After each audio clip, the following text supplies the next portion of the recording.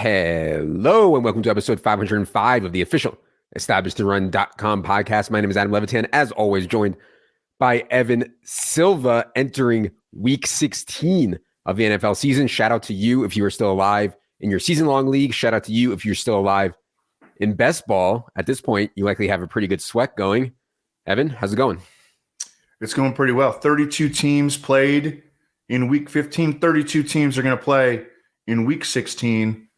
A lot to get to. A lot of weather talk forthcoming. No. This week. Yep. I can't take it. I can't face the weather talk.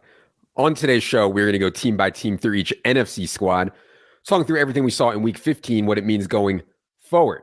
Before we get into it, reminder, this podcast is indeed brought to you by our friends at Underdog Fantasy. If you are playing the playoff-only best ball on Underdog, we do have rankings up. They're updated. They're on the site right now. We also have strategy article up, and we also have a podcast that Leone and Herzig did earlier this week. I think the article and the podcast are absolute must listen to if you're going to play this format. It is not about just picking players for this. There's so much strategy in terms of how you set up your teams. Will you have a live team in the final? Have enough guys that can play each other in the Super Bowl?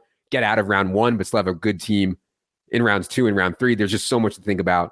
Consume that content. I think you'll have a big edge in the Underdog Fantasy Playoff Best Ball. If you don't have an Underdog account yet, use promo code ETR when you sign up. They will match your first deposit up to $100. Again, promo code ETR at UnderdogFantasy.com. All right, this Cardinals-Broncos game was predictably disgusting. The only positive for me, and I don't want to celebrate anyone's injury, but we did get to see Trace McSorley. Shout out Penn State, one of my favorite Penn State quarterbacks, team preseason. Shout out Penn State. He's a third stringer, so they have no Kyler. Cole McCoy gets concussed. They have to go to Trace. Trace was not good, but still, good to see him. James Conner, though, man, 192 of 204 snaps over the last 3 weeks, 94%. His role is absolutely outrageous, continues to be.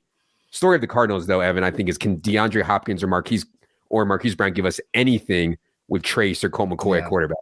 Yeah, and I liked your idea of Marquise Brown as a GPP play last week, but just did not come through. And I don't have a whole lot of optimism about this passing game if Colt McCoy isn't even going to be able to play. But you're right. With James Conner, his massive workloads, like he wasn't even particularly efficient in this game, but he still got there. 19 touches, almost 100 yards from scrimmage, gets in the box. He's going to be a guy that we can rely on, even if Trace McSorley has to start going forward. I did play Marquise Brown on one team. He was 0.8% owned, and I got $0 back from that team, obviously. So I have my GPP Bro card, but I do not have any actual dollars.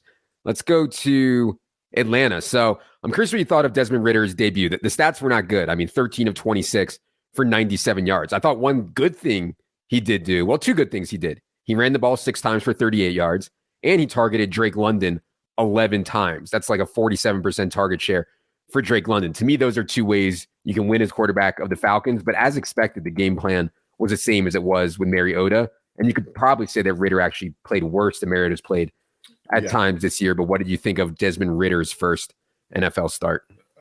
I don't think that there were a whole lot of positive takeaways, although Arthur Smith after the game said he was pleased with some things that Desmond Ridder did in this game. They're obviously they're going to stick with him. But, 97 yards on 26 pass attempts, 4 sacks on 30 dropbacks. Like, there's not a whole lot positive to say here other than, I guess, the massive target share for Drake London. The running game continues to be, excellent. And that's been the case all season for Atlanta. That's what they've really leaned on offensively. They get another 1-score loss here and just have been racking them up all season. I did want to make a small note here. Caleb Huntley got hurt in this game very early, and I think that mattered because I think they were going to mix Caleb Huntley in for a few carries. When it's all Algier and CPAT, like Evan said, this run game is so efficient, you can get some stuff out of those two guys when they're only playing 2 of them for sure. Caleb Huntley tore his Achilles, so he's not coming back. Carolina, really, Carolina had that really good win at Seattle. Then they come home for this game against Mitchell Trubisky and the Steelers, and they just played awful. They got 43 plays off in this game, did Carolina. It was really, really ugly. Now, DJ Moore continues his resurgence with Sam Darnold, 5 catches, 73 yards, and a touchdown, but it was really ugly for Carolina. I mean, 43 plays, like league average is around 65. 43 is like nothing. What do you think of Carolina's ugly loss to the Steelers? I think that it was just kind of we should have anticipated an ugly game.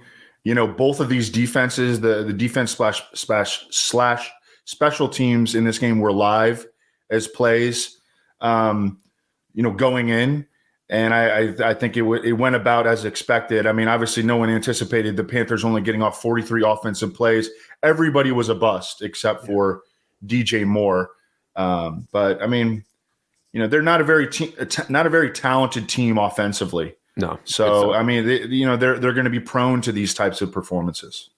Bears, another outrageous rushing game and like jaw-dropping highlight rushing game from Justin Fields. He seems to be doing it every week at this point. And by the way, he's aware of the record. The rushing record for a quarterback is held by Lamar Jackson, 1,206 yards. After the game, Fields gave a quote. He said, "I'm already deep in it this year, so might as well try to get that record. I think I need 206? So 3 games left. That's about 70 yards a game. We'll see what happens." I mean, not only is this guy aware of the record, but he's already done the math on what he needs, or maybe he's just smart and did the math in his head. 206 divided by 3, roughly 70. Shout out to Justin Fields. Anyways, this dude's rushing, man. And we had some questions on Sunday about Fields versus other very good quarterback options. The rushing floor is so hard to pass on. Mm-hmm. He gets nothing done in the pass game, though. I'm not even sure it's his fault. I mean, ESB and Pringle, I mean, these guys are total dust. But anyways, Bears put up a fight against the Eagles. What'd you see out of them? I mean, Justin Fields didn't have a bad passing day either. That's the thing. Like, with the consistency with which he's producing in the box score as a rusher, when you get a couple of touchdown passes, 150 passing yards, like all of a sudden you're at 23 fantasy points, and he's having like a stud day. Mm-hmm. And he even took 6 sacks. So like the Eagles defense even paid off. It's one of those situations where you can actually play Justin Fields and the Eagles defense in the same lineup. Mm-hmm.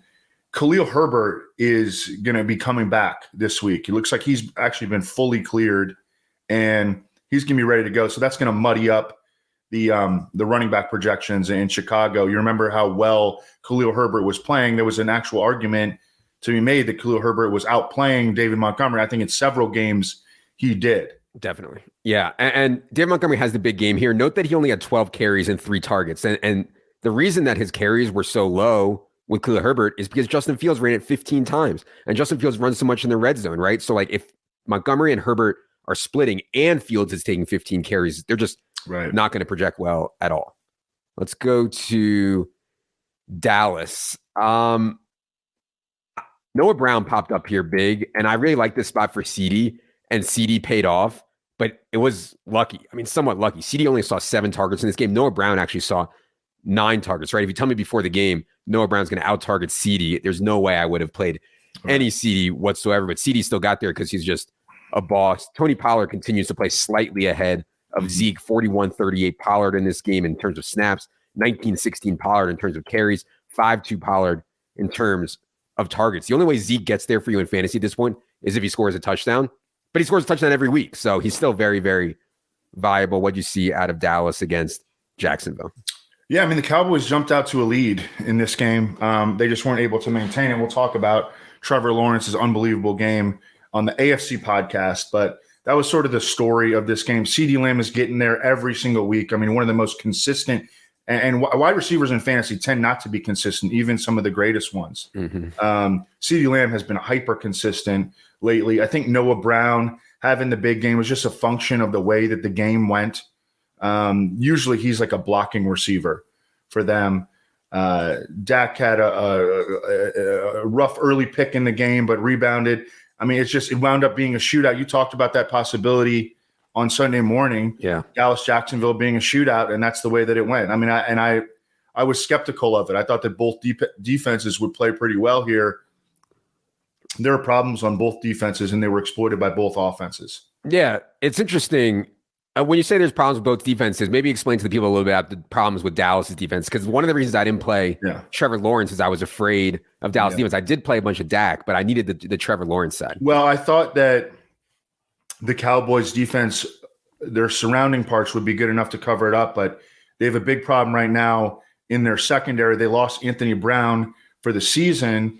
he had just been like a solid force. He's been there. He knows the defense. He's been there for several years. They have to turn to Kelvin Joseph, and like Marvin Jones and Zay Jones just ate that dude up. Yeah. So there are these little leaks that, hey, a good play caller right now, and we'll talk about more of this on the AFC podcast, but Doug Peterson is feeling right now, and they were smashing that button, just keep targeting Kelvin Joseph, and they had a lot of success doing that. Lions, really good win for our Lions, hashtag our Lions, hashtag restore the roar. They go outside in the cold, they go outside against the best pass defense in the NFL, and they get a win. They are now 7-7 after starting 1-6. I actually promised everyone in the props channel in our Discord that if Dan Campbell wins Coach of the Year, I'll take everybody in the channel out drinking on me at Chili's. It's one of my favorite spots. So, so hoping that Dan Campbell was able to ship it. Anyways, Jameson Williams only ran 6 routes. No role change for him. No role change for DeAndre Swift as expected either. Justin Jackson did play in this game, but yeah, not a ceiling spot, I think, for the pass game whatsoever, but it's still a really good win. What you see out of the Lions? Yeah, it's just consistently when you play the Jets defense, your offense is going to perform below expectation. I mean, that's just something that we've come to expect at this point. You know, they did it to Josh Allen. They did it to this offense that was absolutely humming. I thought it was fairly predictable in this one, and so I wasn't huge on any Lions except for Amon-Ross St. Brown. He still got his 10 targets. But this was, you know, I think it was to be expected that the Lions were going to play well below expectation offensively. They still got the win, which, as you mentioned, is really big for us. I was on Dan Campbell. And we still have a shot with this Dan Campbell to win Coach of the Year, right? Yeah, I mean, he's down to like 2 or 3 to 1. Sirianni is still the major favorite, but you know, we'll talk about it a little bit when we get to the Philly stuff. I do think the Hurts injury, assuming that Eagles can win 1 or 2 more games, the Hurts injury probably makes Sirianni a better case. Even. If they win games with Gardner Minshew, exactly, that will definitely be good for Sirianni's resume. Yeah. But man, I don't know. Dan Campbell's like a likable character. This team is legit a top 5 team in the NFC. I was looking at some playoff probability. They're at like 75. They're like 70% to make the playoffs right now. The Detroit Lions. Godspeed. Yeah. Packers. I was interested what they were going to do with Romeo Doubs finally back. I mean, he was out for a while with that ankle thing. If you just look at the box score, it looks like Doubs came back and had a huge role. He had 5 catches in this game. He only ran 10 routes. That was way fewer than Allen Lazard's 32 routes, Christian Watson's 31 routes, and even fewer than Randall Cobb's 17 routes. So I had a fade on in showdown on Romeo Doubs. It didn't work out, but I feel pretty good about the usage underneath it. Also, I'd note A.J. Dillon suffered a concussion, I think, late in this game, which is kind of a brutal blow to a couple of my best ball teams that are still alive. We'll see if he's able to get cleared. If he's not, it looks like it'll be Patrick Taylor and Aaron Jones going forward. What do you think of the Packers' relatively easy win over the Rams last night? This is just the way that the Packers want to play.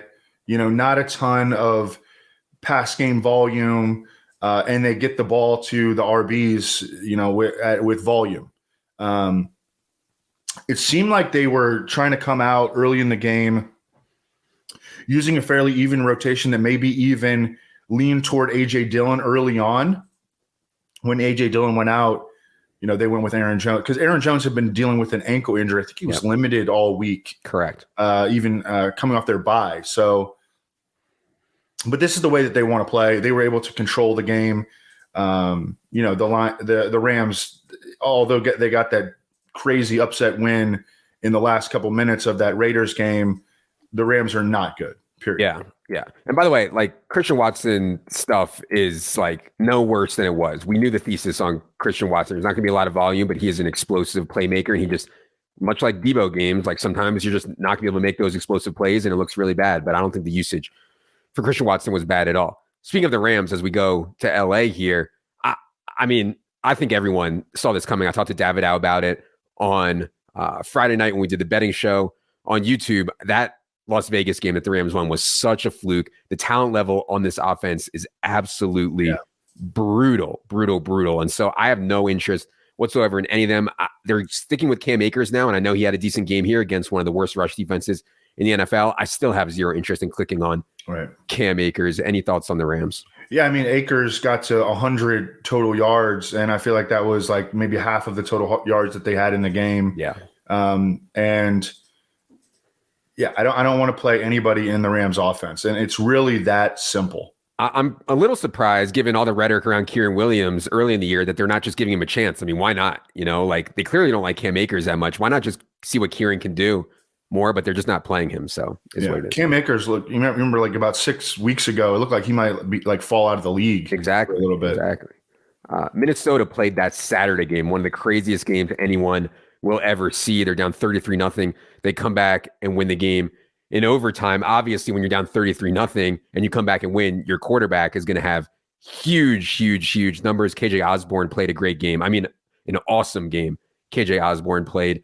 Justin Jefferson now has a legit chance to break Calvin Johnson's record for the most receiving yards in a season. Justin Jefferson is on pace for 1,970 receiving yards in a 17-game season. Absolutely outrageous. But in terms of usage, just is what it is with Minnesota at this point, but they can be really explosive, as we saw. They play the Giants next. What do you think about them? The greatest comeback in the history of the NFL occurred. I mean, I was watching I watched the first half, and it was just like, then I went out to get lunch, and they had it on at where I was getting lunch, and it was like, they might do this, like I thought the game was totally over. But it was, I mean, I don't know what else to say beyond that. This is an offense that absolutely can catch fire. Christian Darrisaw is back, which I think helps a lot. Dalvin Cook had some really big runs in this game. We had been talking about his potential lack of effectiveness. The Colts have been good in run defense all year. So I thought that was a promising effort. I mean, it was, and then people were burying the Vikings, and then they come back and win. Like it was kind of nice. I was rooting for the Vikings by the end of the game for sure. That was the best game Dalvin played all year. And like, it's hard to see it with running backs when you get in space, you can look really good, but Dalvin made a bunch of individual plays. He looked really good and really healthy in that comeback. New Orleans, I want to just highlight this Rashid Shaheed guy, because we talked about him on Sunday. We talked about him a little bit on Friday. I didn't click him enough in this game, but his role has been really good. Like starting 4 games ago, it's been a really good role. He has a very deep average depth of target, like 15 yards. He's overperforming even on that, though. He's averaging 22 yards per catch. It's absolutely insane what he's doing deep down the field. Passes the eye test, though, man. Dude looks really fast out there. Any thoughts on him? Anything else on the Saints? Just another really disappointing effort from Alvin Kamara. What are your thoughts on Alvin Kamara? I mean, the touches were there. It's just the production really has not been really all season. I mean, the efficiency hasn't been there. He's made mistakes. This should have added up as to be a good game for him in the passing game. But I mean, they only got off 19 pass attempts. That's what I was going to say. I actually thought he played pretty well in the run game. They salted the game away, and he was like doing the clock killing stuff, which maybe normally would have gone to Mark Ingram, but didn't, because Mark Ingram was out, and he able to do it and do it efficiently. If they would have gotten more pass attempts off, the game would have been wilder. I think he would have been fine and caught a bunch more balls. But yeah, I mean, he's not scoring. He's not scoring touchdowns. Not scoring. Yeah, I mean, he's not making big plays. I mean, his longest game, he had 23 touches in here. His longest game was 13. Yeah. Yeah. Let's go to.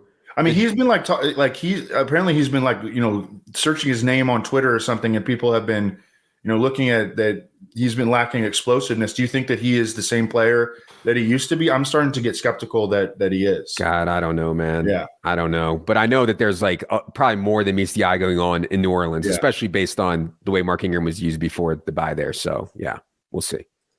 Giants, really, really good win for the Giants. I mean, a huge win for the Giants on Sunday Night Football. It was an ugly win. The highlight to me, though, was Saquon. I mean, Saquon had been struggling a little bit. He had a great game here, leads the team in targets with 8, also had 18 carries, 87 yards, and a touchdown. He was like juking guys. I mean, he played a really good game. Shout out Penn State. What you see out of the Giants on Sunday night? Well, this is the way that the Giants were winning games early in the season. Close, hard fought, not scoring a lot of points, just kind of containing the opposing offense. I mean, Kayvon Thibodeau had an absolute monster game here. I mean, and that dude looks like a future star, but there's still a team that wins despite its talent. And they need like a big game here for Saquon. It was promising to see it with Saquon because I think that a lot of people were saying that he might be hitting a wall down the stretch. I think it's just because defenses have clearly been keying on him. He had a little bit more space in this game, was able to capitalize. And that's promising against a tough Washington defensive front.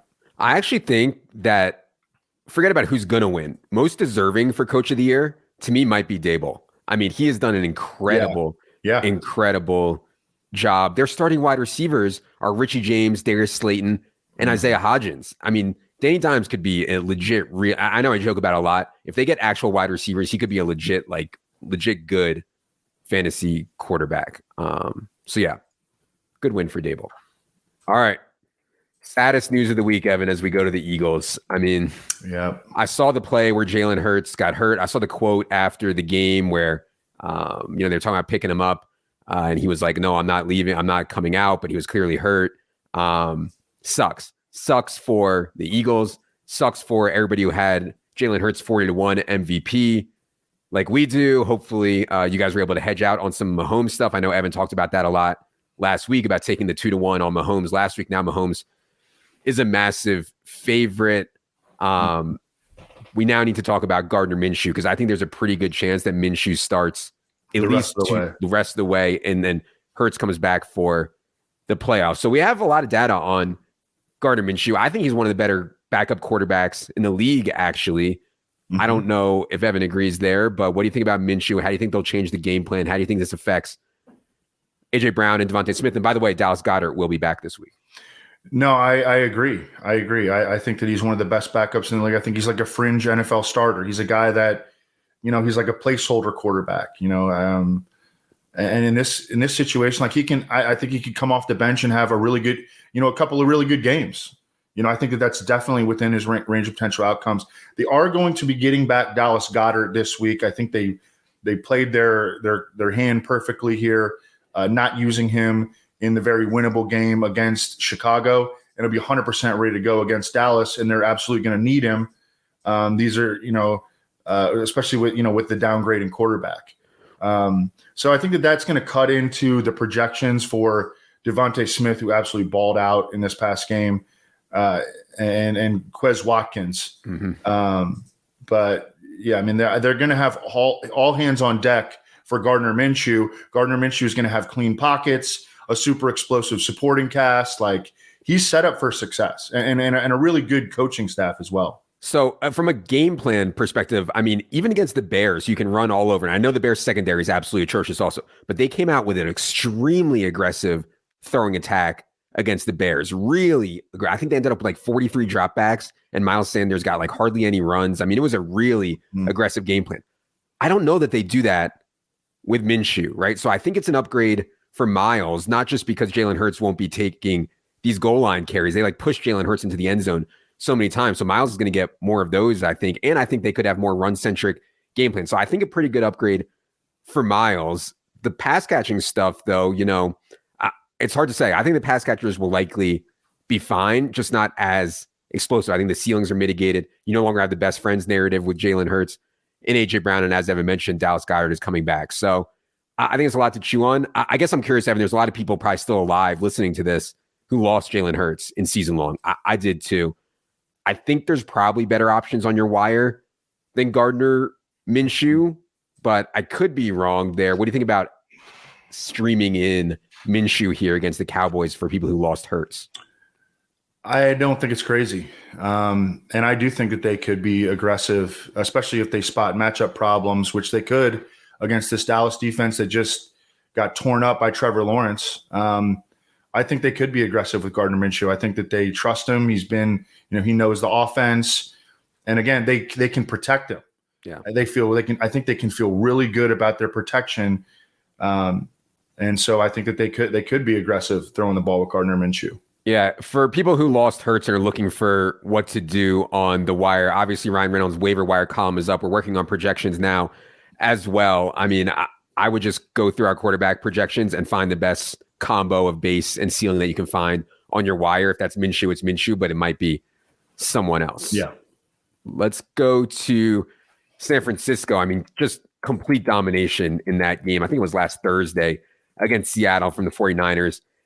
And Brock Purdy, BCP, if you will. I mean, we talked about it, man. I think the market gave Jimmy Garoppolo too much credit. In other words, it's not that big of a downgrade to BCP. By the way, he didn't even have Debo in this game. So it was Brandon Ayuk and Juwan Jennings playing an every down role.